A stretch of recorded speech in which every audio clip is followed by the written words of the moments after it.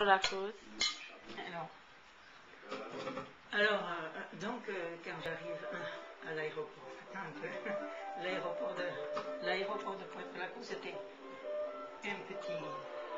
une espèce de cabane, Oui. avec le sol en terre battue, sans une chaise, sans rien du tout. Et moi, j'étais passée par New York, avec mon manteau de fourrure. Et après, comme c'était les tropiques, il faisait une chaleur monstre, je suis arrivée avec mon manteau de fourrure sur le bras et habillée en blanc, un tailleur blanc, impeccable.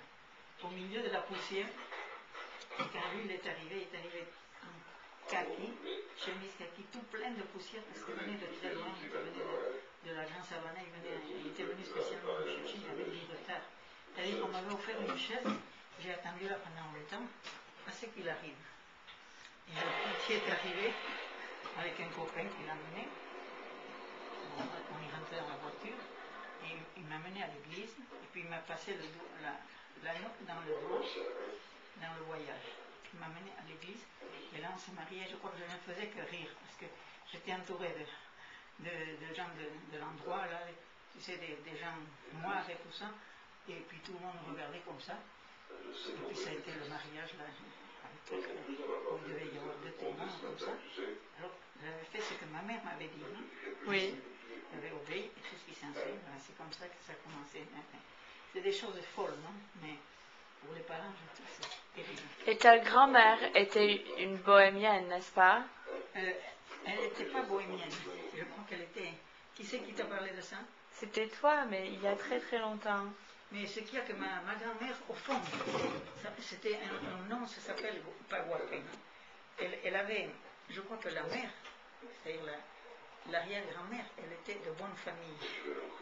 Et de bonne famille avec des terres, une propriétaire, elle était. Oui. Et alors, la mère de ma grand-mère, alors elle s'est mariée, bien sûr, c'est toujours la même histoire. Elle s'est mariée d'un type qui était charmant, mais qui ne valait rien. C'est-à-dire c'était un coureur de femmes, quoi. Oui. Et alors le monsieur, il avait son cheval, pour se mettre à cheval, il avait quelqu'un qui l'aidait à monter à cheval, et puis il s'en allait et tout ça. Tant qu'elle a été très malheureuse, Oui. alors elle a eu 3 filles. Alors, elle voulait que toutes ces filles soient religieuses, surtout qu'elles ne se marient pas. Alors il y en a 2 qui se sont mariées, et la 3e, qui était très rebelle, elle n'a pas voulu se marier, elle n'a pas voulu être religieuse. Alors elle est partie. Et elle s'est mariée avec un pauvre misérable. Tout le monde était misérable à cette époque. Je crois qu'il était cordonnier, comme ça. Et elle s'appelait comment? Elle s'appelait Paguapé. Paguapé. Paguapé. Paguapé. Oui. Alberto, il fait toujours des recherches. C'est un nom français? Soi-disant un nom français au basque, j'en sais rien. C'était de la zone. Oui. Il y a une bonne maison à Ustari, je crois que c'est encore. Ça a fait partie à la famille. Oui. Mais alors c'était donc les 2 sœurs qui étaient religieuses, mais elles avaient des idées de grandeur. Parce que je les ai connues, elles étaient aristocrates dans leur pensée. Oui. Mais l'autre, elle était rebelle. Alors elle s'est mariée avec un type très pauvre. Et elle a eu des enfants. Elle ne pouvait pas leur donner à manger. Et c'est pour ça que à l'âge de 8-9 ans, ma mère a dû aller travailler pour garder des enfants, comme dans les familles. Oui. Alors elle était bonne. Ta mère était bonne. Elle était bonne, bien sûr, toute petite. C'est-à-dire que c'était un cerveau exceptionnel, parce que là où elle est arrivée, elle était très intelligente. D'ailleurs, elle écrivait, mais elle avait appris après, mais elle ne savait rien du tout. Elle n'avait jamais été à l'école, elle avait été très loin. Je connais très bien l'endroit où elle est née et tout ça. Où est-ce qu'elle est née? À Ajaccio. Oui, je connais très bien. Mais maintenant, j'ai réfléchi après des années.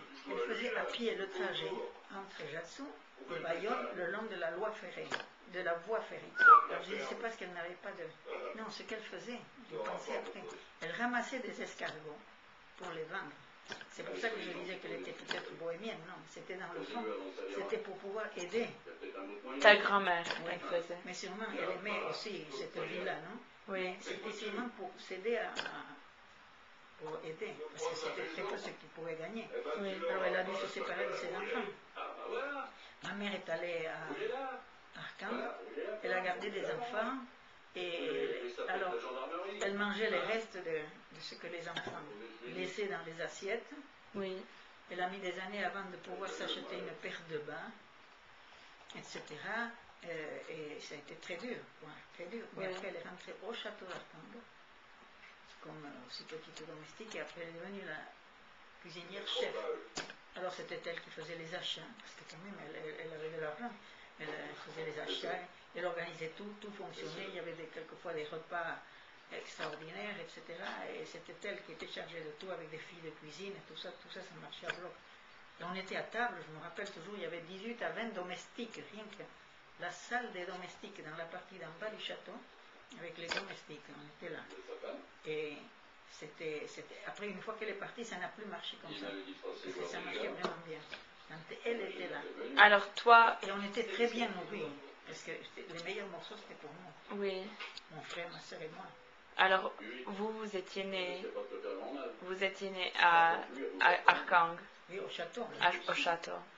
Oui, moi dans le jardin, je crois, enfin, on est né là, oui, on est resté des années là, et on était très bien, quoi. Oui. Il ne nous manquait rien. Et après, quand même, on était toujours des privilégiés, je ne sais pas, sûrement. Elle économisait terriblement. Oui. Elle revenait avec... on habitait une très jolie maison, une très jolie villa, parce que le terrain avait été fait cadeau par le marquis d'Arcang. Tout Arcang appartenait au marquis. Oui. C'était un propriétaire terrien. Alors, il avait fait cadeau d'un morceau de terrain à chacun de ses domestiques. Alors là, on avait fait une très jolie villa. Et mon père travaillait et ma mère travaillait. Alors, et ton père travaillait comme... de tout. Il était capable de faire de tout. Il faisait le jardin, il faisait les bouquets de la marquise, des fleurs magnifiques. Oui. Il faisait le jardinier, il conduisait les voitures, il conduisait les voitures à cheval. Ouais. D'ailleurs, j'ai des photos là, avec ses frères et tout ça. Et très joli garçon aussi. Et ta mère, elle avait combien de frères et sœurs? Ma mère, elle avait la sœur de... Je ne sais pas, tu as connu la tante de Jacques. Non. Une sœur de ma mère. Elle était à Bayonne, elle est morte à peu près comme ma mère. Elle avait une sœur à Paris, elle avait un frère qui était à Paris, mais il était comme un mécanicien, il est mort brûlé en arrangeant une voiture comme ça. Il était très bon. Elle a eu beaucoup de peine, je me rappelle. Et puis, c'est tout. Quoi. Et alors ma grand-mère a été soignée par la tante là. Bonsoir. ¿Qué tal estáis? Ay, qué bueno el aire. Ah, sí, hace demasiado calor. Oui. Voilà, c'est ça, c'est très intéressant. Alors, tes parents se sont connus au château du marquis d'Arcang. Oui, on était très prolétaires. Ma mère était extrêmement jalouse. Et mon père me disait encore qu'elle était jalouse. Mais bien sûr, elle aussi c'était un type que toutes les femmes couraient derrière lui. Il était très beau. Oui. Et mais il était dévoué à elle, non? Oui, mais quand il allait à Paris, ouais. Il avait une femme à Paris. ¿Estás bien, Martín? Ouais. Como esa naturel. Hazla bien, sí. C'est-à-dire que ça existe toujours, ça. Oui, bien sûr. Yo también. Cené